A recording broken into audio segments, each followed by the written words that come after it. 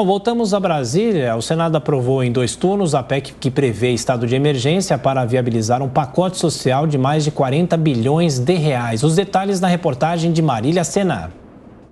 A proposta de emenda à Constituição institui um estado de emergência até o fim do ano, abrindo espaço para o pagamento de diversos auxílios, maneira encontrada pelo governo para aliviar o peso da inflação na véspera das eleições. Os benefícios vão custar 41 bilhões aos cofres públicos. Esse valor não precisará observar o teto de gastos, a regra de ouro ou os dispositivos da Lei de Responsabilidade Fiscal que exigem compensação por aumento de despesa e renúncia de receita.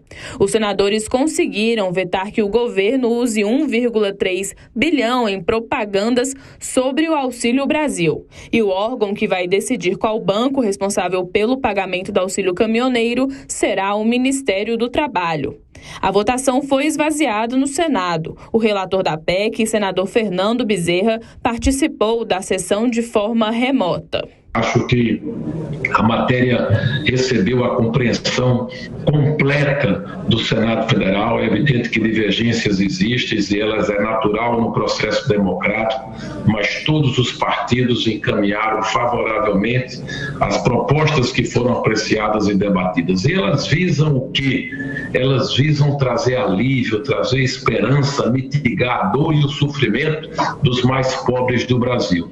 Nós estamos ampliando o Auxílio Brasil, estamos zerando a fila do Auxílio Brasil. Quem ficou na articulação foi o senador Flávio Bolsonaro, filho do presidente Jair Bolsonaro. O presidente Bolsonaro teve que entrar no circuito, senador Eduardo Braga, por uma certa resistência da parte da economia.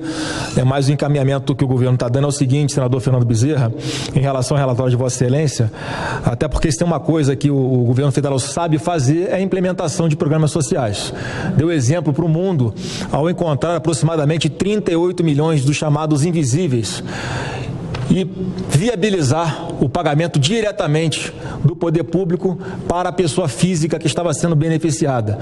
Então a redação, como está colocado no relatório de Vossa Excelência, eu acho que é necessária para a efetiva implementação, que não é fácil, em especial com relação aos taxistas. A oposição até pediu que a votação fosse adiada para a próxima terça-feira, mas o voto foi vencido. A PEC ainda precisa passar na Câmara dos Deputados para ser promulgada. O texto aumenta o valor do Auxílio Brasil de R$ 400 para R$ 600, concede um voucher de R$ 1.000 para caminhoneiros e dobra o valor do Auxílio Gás de R$ 60 para R$ 120. Para os taxistas, o valor das parcelas do auxílio será de R$ 200. Promulgada a PEC, os pagamentos devem começar no dia 1º de agosto e terminar em dezembro deste ano de 2022. Roberto Mota, esse momento é importante para que esse pacote realmente seja aprovado, porque há discussão sobre gastos fora do teto. Como é que fica a questão fiscal no país, apesar da necessidade desses valores para a população mais carente? Tiago, a questão fiscal é sempre importante, tem que ser sempre considerada, mas me parece que há um consenso sobre a necessidade dessa ajuda. Esse tipo de ajuda é o mais recomendado por todos os economistas quando falam sobre a crise. É a ajuda que vai diretamente àquelas pessoas que são mais afetadas. Não se trata de um subsídio generalizado, nem de um fundo estabilizador. Você está dando o recurso justamente para quem precisa. É uma vitória do governo, inevitavelmente vem críticas, né? Mas cabe observar, por exemplo, que o governo federal deu uma grande ajuda aos governadores durante a pandemia. Foi também um grande volume de recursos que foi dado, é uma medida emergencial similar à que está sendo tomada agora. Nenhuma medida é perfeita, não existe lei, não existe medida do Estado que não tenha, né, algum efeito negativo, mas essa medida é a medida correta para esse momento e a prova disso é a grande aprovação que a medida teve, grande apoio, inclusive entre parlamentares da oposição. Amanda, a princípio concorda que foi uma grande vitória do governo? É preciso que a Câmara aprove com urgência a proposta ou é preciso ainda mais cuidado com relação a possíveis consequências preocupantes econômicas para o país? Adriana, eu acho que as duas coisas são verdadeiras. Primeiro, foi uma vitória do governo, a Câmara certamente vai referendar o que o Senado decidiu, pode até aumentar, ampliar essa PEC que ficou conhecida como pacote de bondades ou PEC kamikaze, mas por outro lado, também a gente precisa ver todas as falhas e os perigos que essa PEC impõe. Primeiro, decretar estado de emergência às vésperas da eleição. Então, essa PEC burla a lei eleitoral. Por quê? Porque em ano de eleição você não poderia criar novos programas sociais, você não poderia criar novos custos, porque, obviamente, isso dá uma vantagem para quem tem a caneta na mão, para quem tem poder e justamente quebra a isonomia, a equidade, a igualdade de condições de disputa entre os adversários.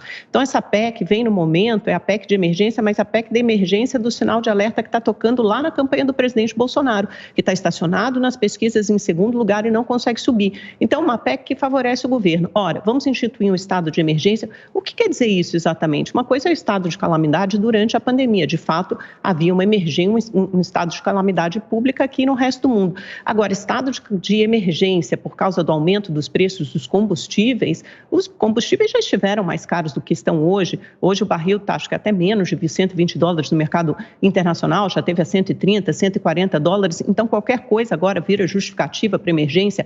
Não que não haja uma crise, uma comoção social e que a população vulnerável sofra, mas isso já acontece desde o ano passado, desde antes. Aliás, a gente já teve até piores momentos, né? Com 33 milhões de brasileiros agora passando fome, a inflação já rodou mais alto, em níveis mais altos. O próprio presidente do Banco Central disse que a tendência é que agora essa inflação arrefeça e feche o ano um pouco abaixo de 2 dígitos, embora num nível bastante elevado, mas abaixo dos 2 dígitos. Então, na verdade, é um pacote principalmente eleitoreiro. Agora, fica muito difícil da oposição votar contra, porque quem vai votar contra dá mais benefício social para quem mais precisa, sendo que a gente tem um país cuja principal chaga é justamente a desigualdade e a injustiça social. Agora, demorou muito para o governo do presidente Bolsonaro reconhecer isso. Isso era uma coisa da qual a esquerda sempre falava e que este governo refutava, até reconhecer e perceber como os índices de popularidade do governo subiram, principalmente no momento em que o auxílio emergencial chegou a R$600 e até R$1.200 para mães solteiras. O que o presidente Bolsonaro tenta agora é uma última medida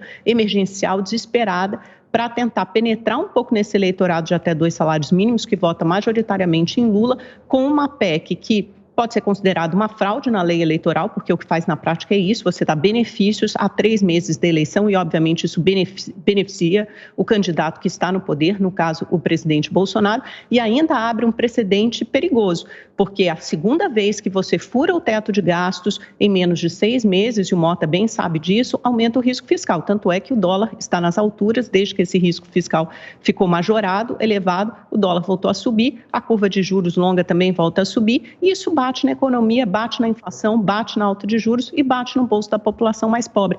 Então, é uma faca de 2 gumes, é perigoso, vai carregar uma inflação maior para o ano que vem, uma taxa de juros maior e um risco fiscal ainda vai deixar uma bomba no colo do próximo presidente da República, seja ele quem for.